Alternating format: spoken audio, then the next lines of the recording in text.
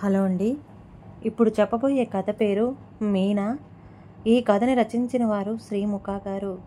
ఇక కథలోకి వెళ్ళిపోతే, మీనా మీనా అంటూ అరుస్తున్నాడు అరుణవ్. అప్పుడే తన చేతిలో ఉన్న గిన్నెలు పక్కన పడేసి పరుగున వెళ్ళి అతని ముందు నిలబడి, ఏమైందండి అంటూ ఆయాసపడుతూ, ఏంటిది అంటూ తన చేతిలోని పేపర్ చూపిస్తూ అని ఆర్దవ్ మీనా భర్త. అది చూసిన మీనా అది అది అంటూ నసుకుతూ, లేక ఉత్తరం కదా, మళ్ళీ రాశావు, వాడికే కదా అని ఆర్దవ్.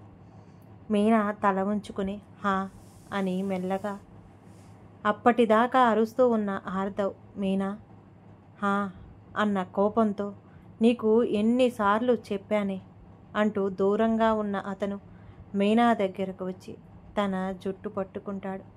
మీనా నొప్పితో బాధపడుతూ, వద్దండి, వదిలేయండి అంటూ ఏడుస్తుంటే, వదిలేయాలా? నువ్వు వాణ్ణి వదిలే అంటే వదిలేసావా? నొప్పిగా ఉందా?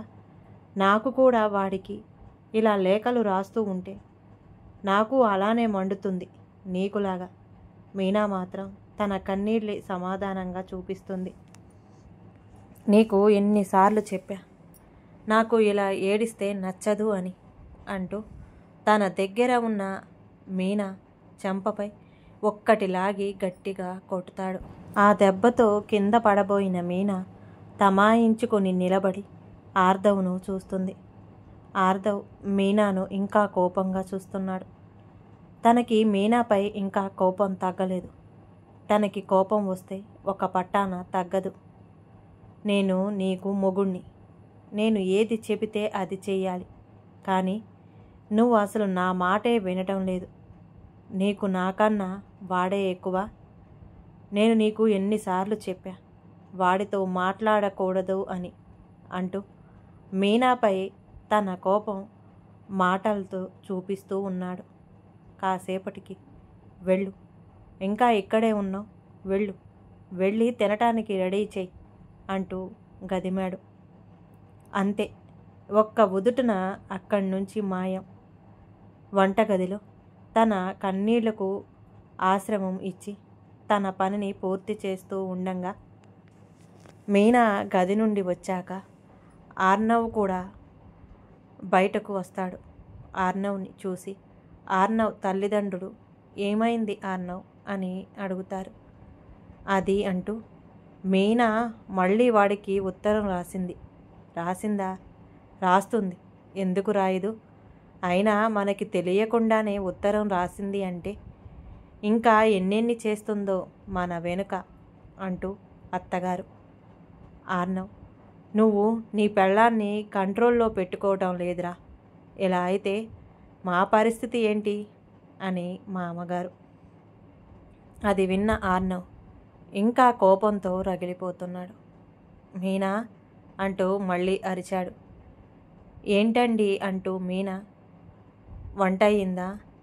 వెళ్ళు, అమ్మా నాన్నకి పెట్టు, మీరు పదండి అంటూ వాళ్ళను తీసుకొని డైనింగ్ టేబుల్ దగ్గరికి వచ్చి వాళ్ళతో అన్నం తింటూ ఉంటాడు. అందరూ తిని ఎవరి రూమ్కి వాళ్ళు వెళ్ళిపోతారు. కానీ మీనాను మాత్రం ఎవరూ అడగరు. తిన్నావా, లేక తింటావా, లేదా తిను అని ఎవరూ చెప్పరు. కానీ తనే ఆకలికి తట్టుకోలేక తినేస్తుంది. నోట్లో పెట్టుకుంటే లోపలికి దిగటం లేదు, కానీ తినాలి. తినకపోతే మళ్ళీ పొద్దున్నే లేచి ఎవరు పని చేస్తారు అని తనకు తానే అనుకొని తినటం పూర్తి చేసి అన్నీ సర్ది రూమ్కి వెడుతుంది. వెళ్ళేసరికి ఆర్నవ్ తన గురించి ఎదురు చూస్తున్నట్టు ఉంది. ఎంతసేపు ఎదురు చూడాలి నీకోసం? పని అంతా పూర్తి చేసే వరకు లేట్ అయింది అంది మీనా. ఇలానే ఏడుపు ముఖంతో ఉంటావా, లేక ఫ్రెష్ అవుతావా అని ఆర్నవ్. అలాగే అని ఫ్రెష్ అయ్యి అందంగా తయారై వస్తుంది. అందంగా ఉన్న మీనాని చూస్తూ దగ్గరికి తీసుకొని మీనా ఇష్టంతో సంబంధం లేకుండా తన పని తాను చూసుకొని హాయిగా పడుకుంటాడు. కానీ మీనాకి మాత్రం నిద్ర రావడం లేదు. పడుకున్న ఆర్నవ్ని చూస్తూ, ఎంత అందంగా ఉన్నావు ఆర్నవ్, నీలాగే నీ పేరు కూడా చాలా బాగుంది. కానీ నువ్వే నాకు నచ్చటం లేదు, నీ పద్ధతి అంటూ ఆలోచిస్తూ ఉంటుంది.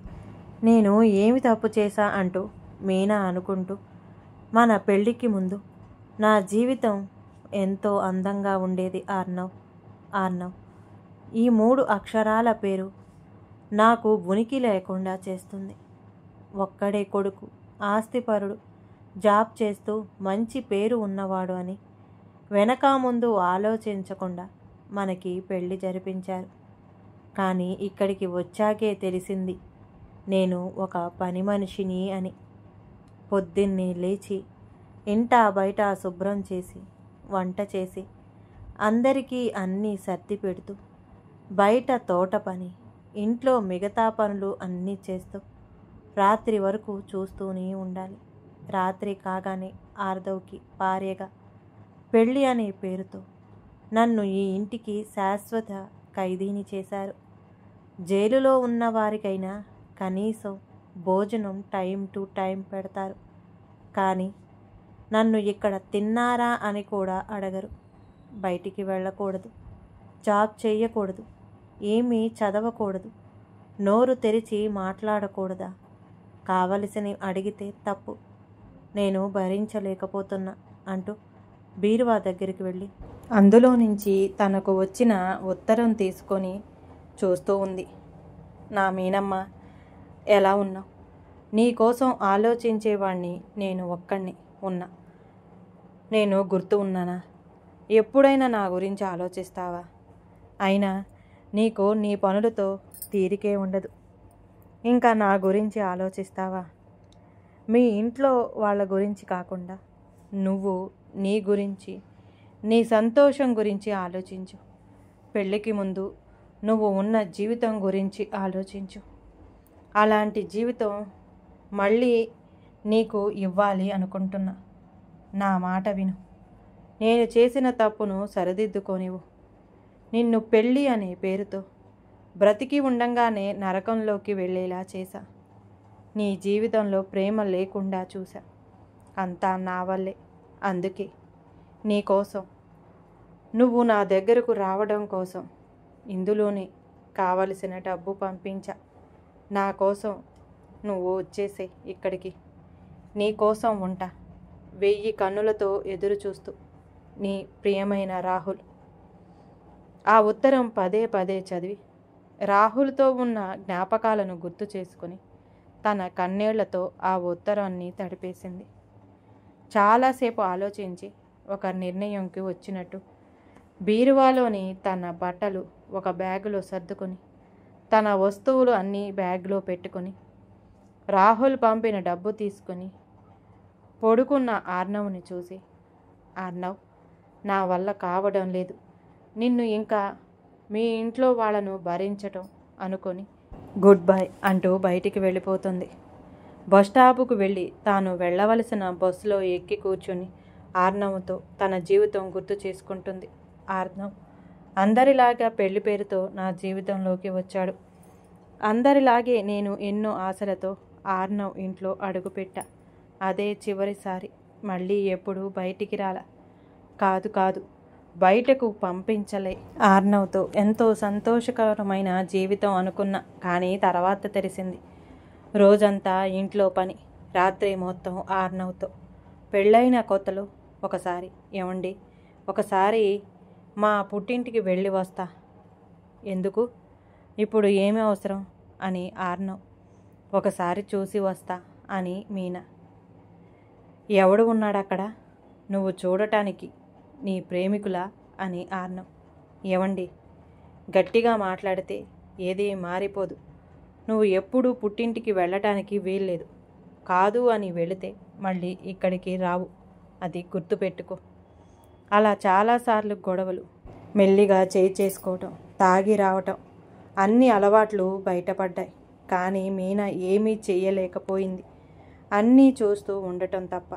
అలా మెల్లిగా ధైర్యం చేసి ఒక ఉత్తరం రాసి కూరగాయలకు అని వెళ్ళినప్పుడు పోస్ట్ చేసింది. అలా ఉత్తరాలతో కాలం ముందుకు సాగింది. తర్వాత ఒకరోజు ఆర్నవ్కి తెలిసి పెద్ద గొడవ.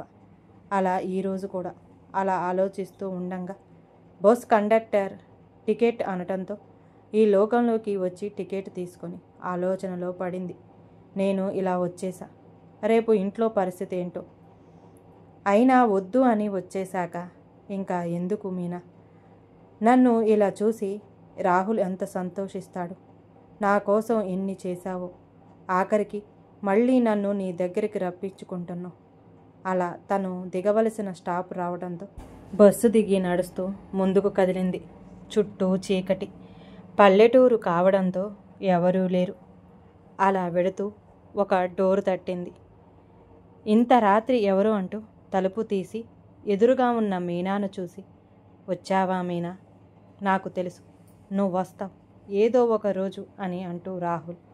అంతలోనే ఎవరండి అంటూ బయటికి వచ్చింది రాహుల్ భార్య.